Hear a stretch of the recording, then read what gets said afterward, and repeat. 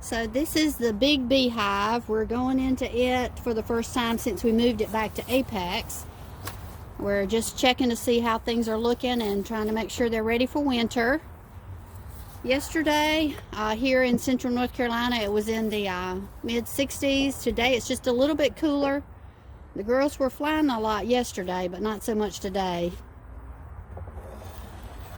We haven't been in this hive since we moved it. We've had this hive up in the mountains, and we brought it back and have not been in it. And the follower board has fallen down. I don't see any activity on these first two. That one's empty.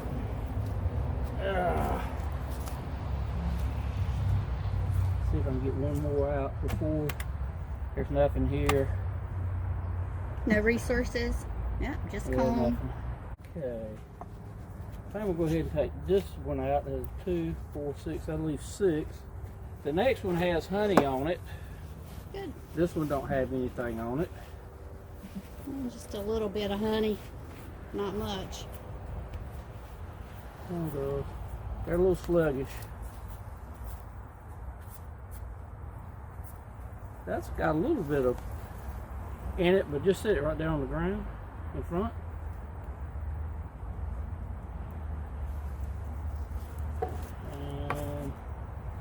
Smoke? No, not right yet. I want to scrape the propolis off here, and we're going to, so we can put the follower board up right here. I'll get my camera and take a picture for you. Did you get a blanket for this one?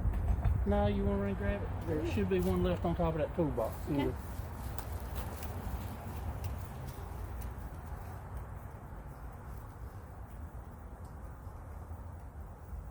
You can see the honey on this frame here.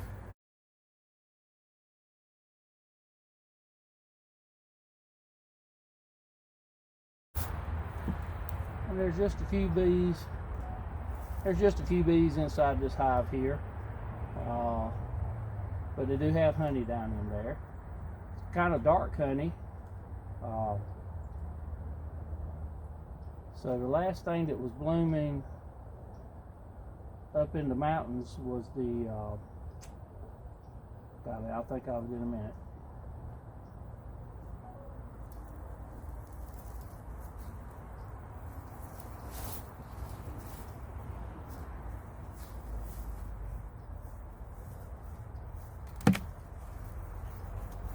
What's the yellow stuff that was blooming up in the mountain, Shirley, last night? Goldenrod. Goldenrod.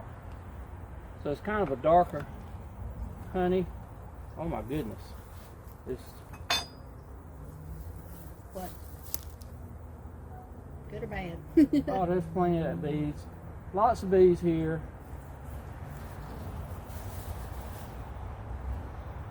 Fair amount of honey in there. The goldenrod honey is kind of darker, so that frame goes down maybe halfway with honey.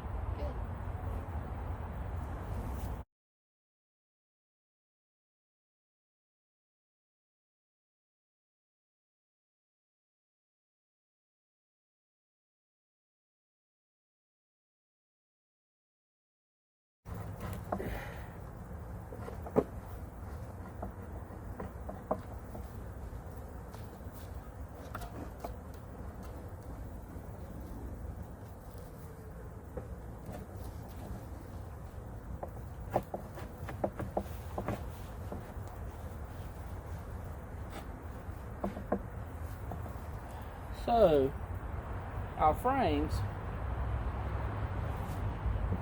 they're 1.5 inches wide here, and they just come down to here and then they thin out. So you just have to scrape this top part, and you can see that little edge right there. That's what I was trying to do, get that off so they'll seal up tight for the winter. And like I said, the bees will come back and they'll repropolize these when we close it up. But I want to get it where it's good and tight. Oh, sorry, bee.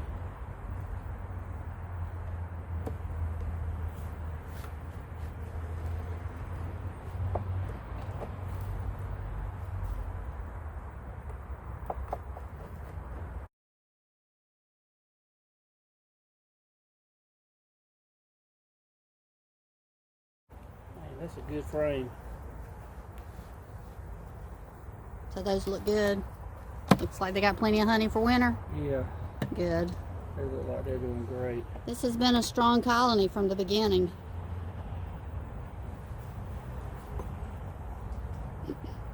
This is the swarm that replaced their queen right after we moved them.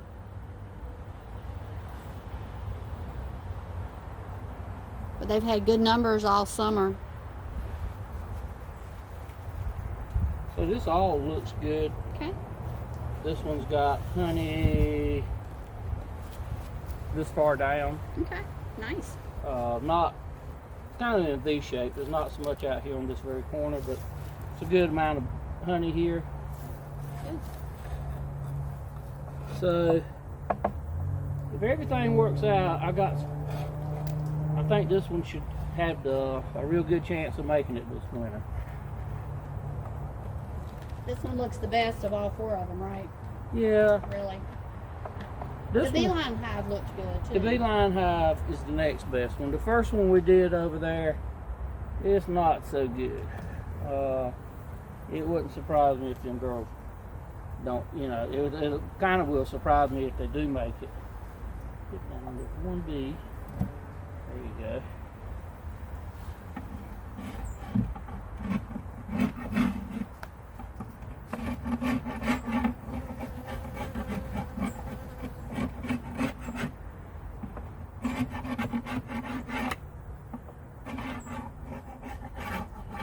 We probably should have done this yesterday.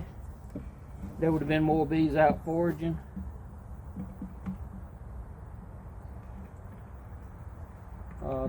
They were flying yesterday, even though there's nothing really, no pollen here, but they would have been out getting water and things like that.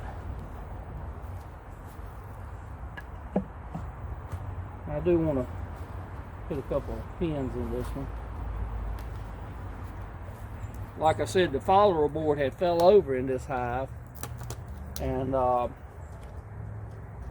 it don't happen very often, but it will happen. That's why I like to put a push pin in here, just right here, so that can't fall open.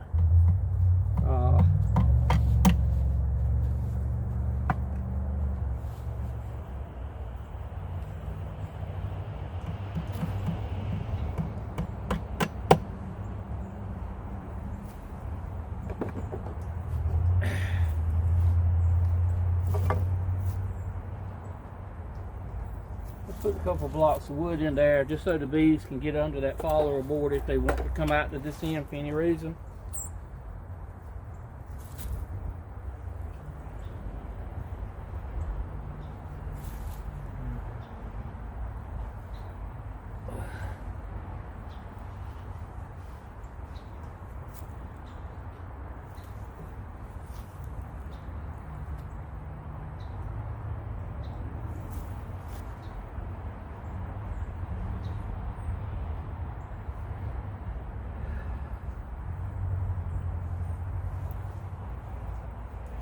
And this is a wool blanket to help provide a little bit of insulation and to also whip the moisture away from the hive during the winter. So they try to keep, I think it's like 95 degrees inside the cluster there. So this will help keep the temperature, help them keep the temperature in there. But it will breathe so that the moisture can escape there. So I think this hive is ready for the winter time. So we'll probably see these girls, depends on how the weather goes here. We might go in here if it gets to be a couple nice days, the very end of January, 1st of February, just to make sure that they've got resources. I think I might not even check this one until a little bit later than that. The little first one we did over there, if we get a warm day at the end of January, I'll probably go in and maybe have to do some feed for those. But we stole frame out of one of the other hives. Frame of honey? Yep, from the beeline. And we're going to put it in that first hive over there. Give them a fighting chance. Yep. Sounds good. These girls are ready for winter.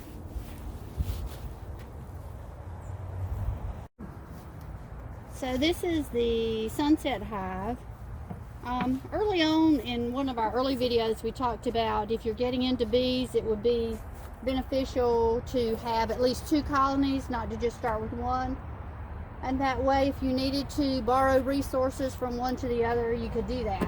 And so we're in a situation with this hive that we're needing to do that. We've got 4 hives. 3 of them are doing really well, and this is our weakest colony. They didn't have a lot of resources to go into winter, and so we were able to get a frame of honey from our beeline hive and a frame of honey from the big bee hive. And we're going to put these 2 frames in here with these girls and hopefully give them a little bit better chance of making it through the winter. So you can see it has a fair amount of good sized honey band right there, but it also has a lot of nectar in there that's not capped, but the bees will use that this winter. Do you want to put the capped honey behind? Put that one. Okay. There's a lot more honey on this side. Okay. This has just a little bit, and they'll use that in the spring if they make it that long. They'll go over. They won't go to the outside edges to find honey when it's real cold and they're clustered. Go ahead and smoke that for me. Yeah, I think we're about out of smoke. We're about out of smoke.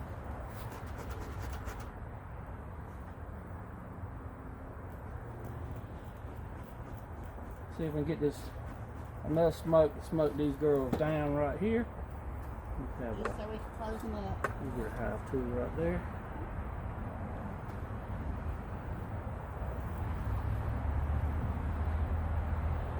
Okay.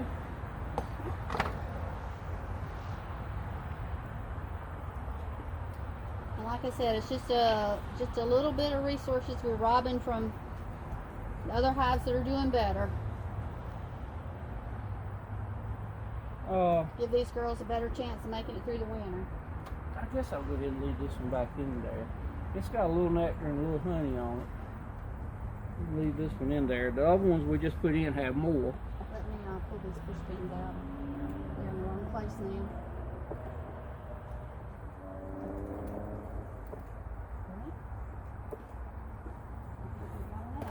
Use my hive tool.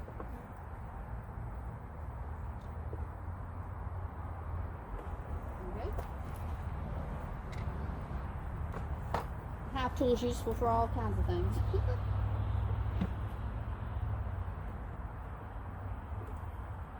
Right now you want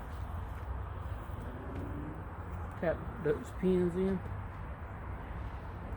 Take it out of that.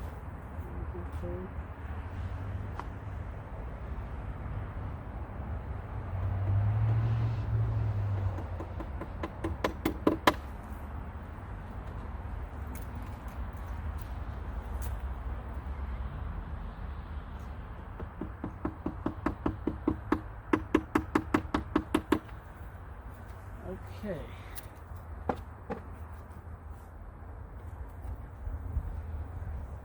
Get out these.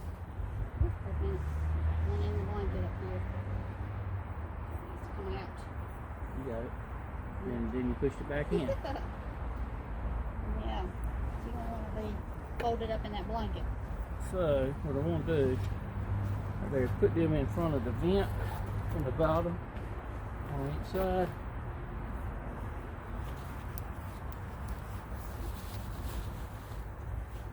There's a vent, a slotted vent in the bottom. In the bottom of the hive? In the bottom of the hive. You don't want to stop that up because the bees do need ventilation. Let's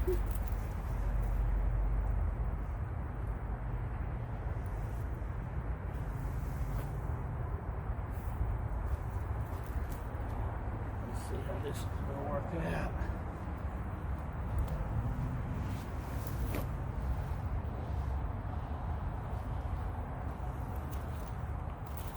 And the bees can still come under the follower board because it's up on push pins and they can get from over there to over here if they need to. So they should be in good shape for the winter now. There's one hanging on that blanket right there.